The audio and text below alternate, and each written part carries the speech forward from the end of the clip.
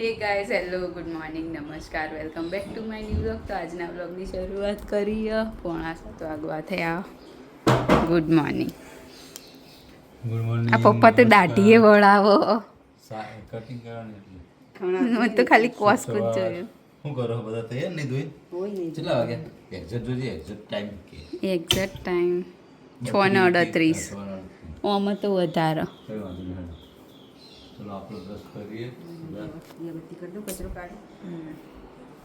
થોડો થોડો વરસાદ પડી ગયો સવારમાં. ઝરમર ઝરમર.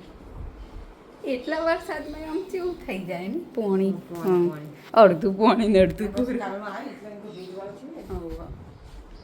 ચલો જઈશું સ્કૂલ, મળીએ સ્કૂલથી. તો 2 વાગવા આવ્યા જમવાનું પીંડા કઢી. ચમ વાળ ખુલ્લા રાખીને ખાવા બેઠી. તો ચલો જમી લઈશું. આજ તો મોડું થઈ લીધું બધાએ. તો 5:30 થયા અને મમ્મી કંકોડા શું લઈ અને કાપાયા બધા પાકેલા આવ્યા હને. પણ ઉપરથી હવે લીલા દેખાય તો શું કરવાનું?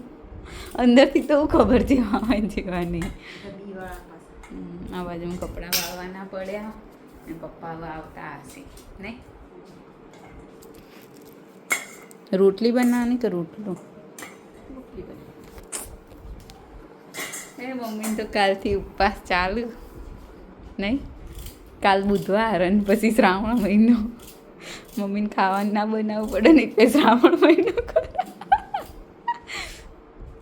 બકા બનાવવું જ પડશે ત્યાં ખાવાનું તો ચાલો મળીએ હવે આગળ. પપ્પા આવશે હવે થોડી વારમાં. 6 વાગ્યા હા. પપ્પા ઓફિસથી આવ્યા હા ચા પીવા અને હવે જશે બધા. એટલે બાકી તો ના પાડી બનાવવાની નહીં પડી હતી વાત. મમ્મીને હજુ કંકોડાનો પાર આવ્યો નહીં.